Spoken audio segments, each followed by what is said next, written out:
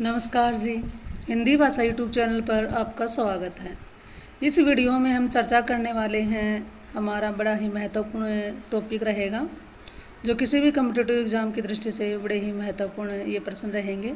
और चर्चा का विषय है आज हमारा समास। समाज से संबंधित बड़े ही कॉम्पिटिटिव MCQ इस वीडियो में रहेंगे, तो वीडियो में शुरू से एंड तक बने रहें।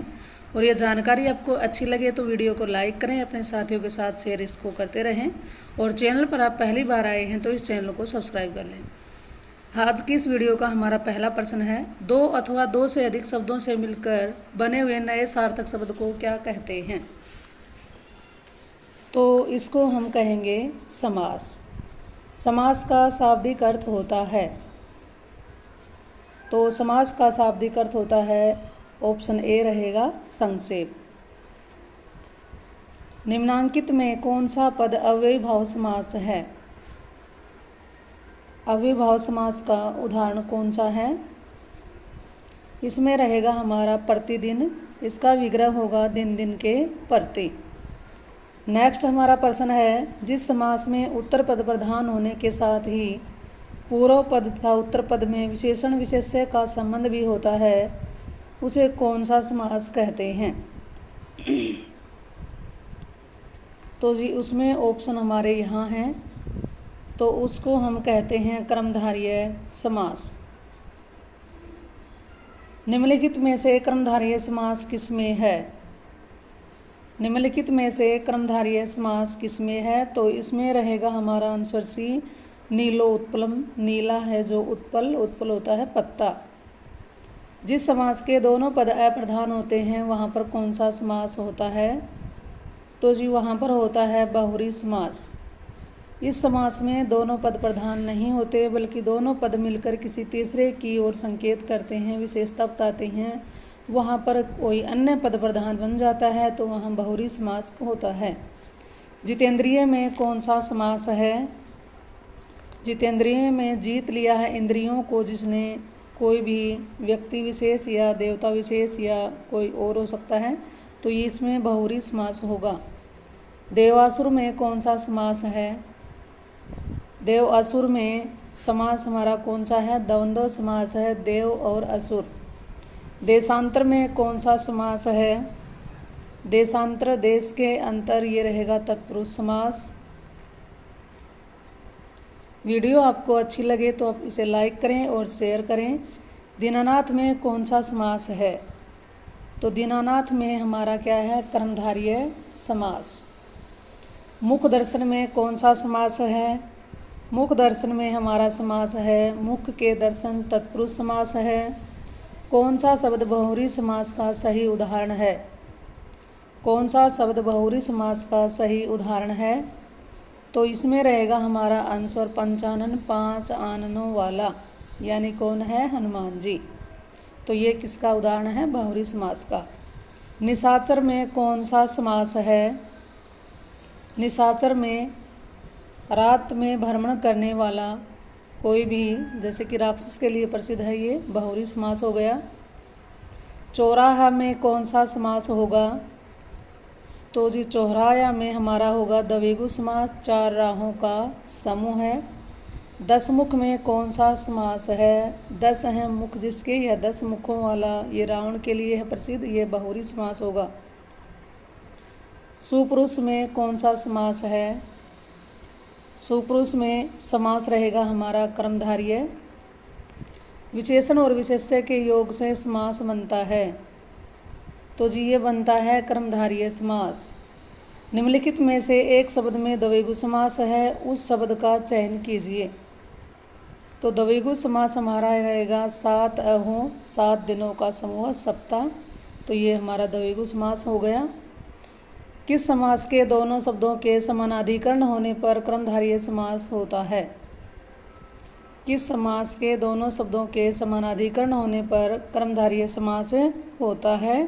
तो ये तत्पुरुष समास के होने पर ऐसा बन जाता है। किसमें सही सामासिक पद है? किसमें सही सामासिक पद है? दिवारात्रि, दिवस और रात्रि। द्विगु समास का उदाहरण कौन सा है? तो जी द्विगु समास का उदाहरण हमारा है त्रिभुवन, 3 भुवनों का समूह भुवन कहलाते हैं लोक को। इनमें से द्वंद्व समास का उदाहरण है रुपया और पैसा, ये द्वंद्व समास का उदाहरण रहेगा। अव्ययभाव समास का एक उदाहरण यथाशक्ति का सही विग्रह क्या होगा? यथाशक्ति, शक्ति के अनुसार। अगला इसमें हमारा है पाप पुण्य में समास होगा। पाप और पुण्य ये हमारा रहेगा द्वंद्व समास। लंबोदर में कौन सा समास होगा? लंबे उदर वाला, यानी कि गणेश के लिए प्रसिद्ध हो गया, ये बहुरी समास होगा। देश प्रेम में कौन सा समास है? तो जी देश प्रेम में तत्पुरुष समास है, देश के लिए प्रेम। परमेश्वर में कौन सा समास होगा? परम है जो ईश्वर, ये क्या है? कर्मधारय समास। अनायास में कौन सा समास होगा? तो जी अनायास में होगा हमारा नए तत्पुरुष समास। अगला प्रश्न है गौशाला में कौन सा समास है? गायों के लिए शाला अन्यथा अथवा जगह है, तो ये हमारा है तत्पुरुष समास। नवग्रह में कौन सा समास होगा? 9 ग्रहों का समूह, ये हमारा बन गया द्विगु समास। विद्यार्थी में कौन सा समास होगा? तो जी विद्यार्थी में विद्या के का अर्थी यानी कि इच्छुक, ये रहेगा इसमें हमारा तत्पुरुष समास। कन्यादान में कौन सा समास होगा? तो जी कन्यादान में हमारा समास रहेगा तत्पुरुष। सागपात में समास बताना है, साग और पात, ये रहेगा द्वंद्व समास। नीलकमल में कौन सा समास है? नीला है जो कमल, विशेषण विशेष्य के संबंध के कारण ये कर्मधारय समास हो गया। चतुर्भुज में कौन सा समास है? चतुर्भुज में समास का नाम बताना है, तो ये रहेगा हमारा बहुरी समास। 4 भुजाएं हैं जिसकी, या 4 भुजाओं वाला। भाई बहन में कौन सा समास है? भाई और बहन, तो इसमें दोनों की पदों की प्रधानता है, ये हमारा हो गया द्वंद्व समास। नेक्स्ट हमारा प्रश्न है वनवास में कौन सा समास है? तो जी वनवास में हमारा समास रहेगा वन में वास, यानी कि तत्पुरुष समास। इसकी पहचान इसमें कारक चिन्ह नजर आते हैं। पंचवटी में कौन सा समास होगा? 5 वटियों का समूह बनना चाहिए, लेकिन यहाँ पर अगर वो नहीं है तो इसका विग्रह हम करेंगे। 5 वटियाँ हैं जहाँ पर ये स्थान विशेष के लिए हो गया प्रसिद्ध, तो ये हमारा हो जाएगा बहुरी समास। अगले प्रश्न की बात करते हैं पीताम्बर में कौन सा समास है? पीताम्बर में कौन सा समास है? पीत हैं या पीले हैं अंबर जिसके, या दूसरा विग्रह करेंगे तो पीले अंबरों वाला, यानी कि विष्णु या श्री कृष्ण के लिए प्रसिद्ध हो गया है, तो यहाँ पर होगा बहुरी समास। नरोत्तम में कौन सा समास है? तो जी नरोत्तम में नरों में उत्तम, ये हमारा तत्पुरुष समास है। आजन्म शब्द का उदाहरण बताना है। आजन्म शब्द किसका उदाहरण है? अव्ययभाव समास का, जन्म से लेकर। युधिष्ठिर में कौन सा समास है? तो जी युधिष्ठिर में समास रहेगा बहुरी समास।